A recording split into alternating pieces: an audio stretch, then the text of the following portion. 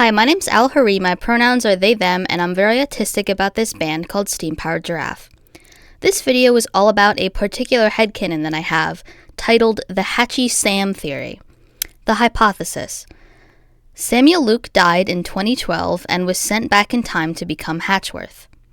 Right out the gate, I'd like to make it clear that I'm obviously not talking about the actual real man, Samuel Luke. I'm talking about the stage persona, the character Walter Worker Sam, like how the Penyaks have their Walter Worker counterparts. So, no one be weird about this, please. This also isn't super serious. I love playing with canon like this, but I'm not going to fight anyone because they don't agree. In case you can't read my tone, any over-the-top anger and insistence in this video is played up to be funny. I want to come across as that guy with the conspiracy board meme, but I don't actually care whether you believe me or not. Okay, let's go. From now on, I'm going to use Samuel Luke to refer to the actor and just Sam to refer to the character. This theory sprung from the fact that in real life, Samuel Luke was a drummer and singer for SPG before he graduated to play Hatchworth. I did not know this for an embarrassingly long time because I'm very bad with faces, especially when they're covered in makeup, and I started to wonder why Hatchworth and the drummer had eerily similar mustaches. The hatchy-sam theory is meant to serve as an in-universe explanation for why Samuel Luke plays two characters. Why was Sam a drummer for the band and then never seen again after Hatchworth was taken out of the vault? Because he was fatally wounded in a car crash and through time travel shenanigans became a robot. The main points of evidence come from the lyrics of Fancy Shoes, a Hatchworth song. I can see where there may be some confusion. I was once just like you. We could stop here. He's admitted he used to be human, but of course there's more to decipher. Let me tell you a story to clarify the matter. Once upon a time, a mouse put on some shoes. This line could be used as an aha. He said it was a mouse, not Sam, so you're super wrong. Or you could interpret this like I do, as Hatchworth covering up the fact that he's telling a story about himself. Oh, my fancy shoes distract me. I'm in the path of a bus in the middle of a busy street.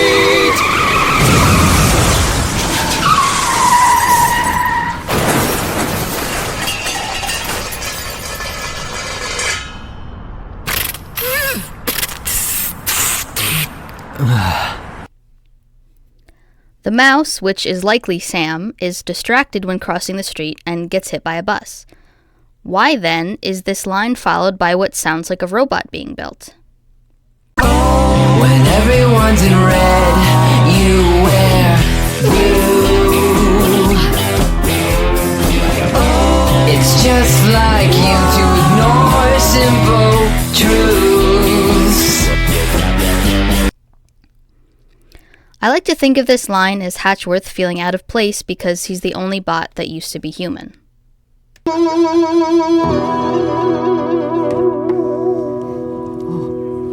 It's all coming back to me.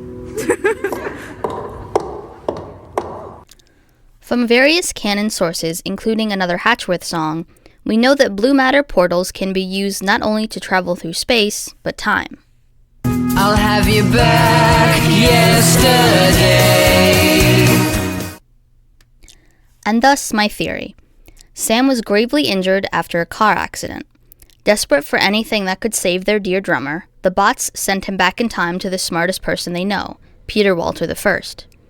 Peter 1 finds a way to take Sam's soul or essence or what have you, and builds it into Hatchworth.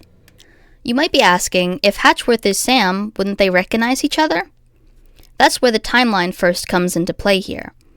Because of a leaky core, Hatchworth was sealed in a vault from 1938 to 2013.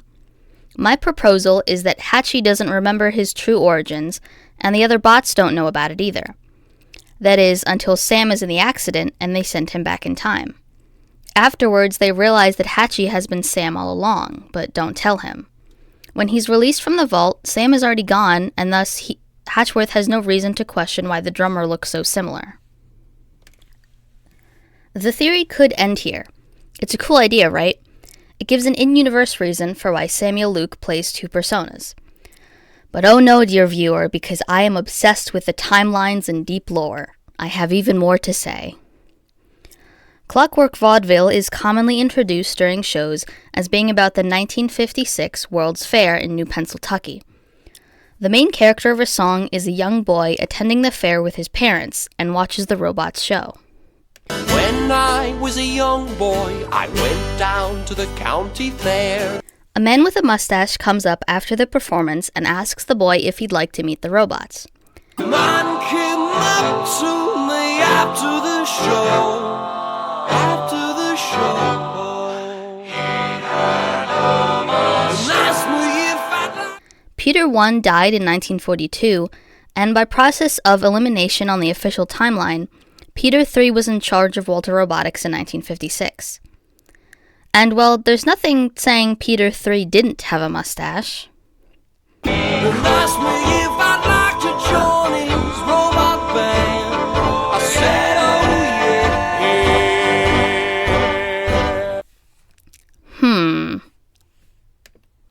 The other song I want to talk about is Commander Cosmo, which means I'll have to bring up the Vice Quadrant timeline. I'm sorry, not really. I'm a hardcore lore enthusiast, and I'm legally required to talk about VQ at every opportunity. Anyway, there are a few lines from a young-sounding character named Sam, who's a super fan of Cosmo. Along with signing his baseball bat, he asks Cosmo to send the spider demons back to hell. The spider demons attack in 1965. Keep that in mind. Young Sam is sung by Hatchworth, and in reality the name is probably just a little Easter egg. However, this is not reality. This is my conspiracy board, so we shall disregard that fact. Let's say that Sam was born in 1952. During the 56 World's Fair, he would be a young boy of 4 years old. When the spider demons attack, he would be 13. And I don't know about you, but I feel like 13 is a perfect age to be an obsessed fanboy. It also makes him 21 years old in 1973, when the robots returned from the Vietnam War, chassis ruined and in need of repair. Perhaps Walter Robotics hired Sam, fresh out of college, because they were desperate for mechanics. Wait a minute, Owl, you might be saying. He performed at the zoo with SPG in 2012, which would make him 60 years old. Why does he look so young? Because blue matter radiation halts aging, as seen with Wanda Walter in the comics. It's perfectly reasonable for Sam to have been 60 years old in 2012. It's perfectly reasonable for Sam to work for the Walters for 40 years, befriending the robots who until that point had been forced to fight against their will all their lives. For Sam to become as close as a brother to the robots he repairs, eventually becoming their drummer when they form a band. For a pair of fancy shoes to find their way onto Sam's feet, possessing him and causing him to walk into the street without looking. And then, because they love Sam so much, the bots risk time travel to save his life. They give him over to the smartest person they know, their pappy, who builds Sam into a robot named Hatchworth. And when Hatchworth is released from the vault, it isn't quite like having Sam back, but he's still in there somewhere. It's like, outside of the Walter family, the bots probably didn't have a lot of human friends. They were so traumatized from the wars they were forced to fight. And then a human loved the robots so much that he was able to reincarnate as the brother they've had all along. You know? Read my fanfic about it. Anyway, I hope you enjoyed this bonkers theory. Subscribe and do all that YouTube stuff if you want. You can tip me on Ko-fi if you like my work or want to commission me to draw silly robots. You should support the band on Patreon too. See you later.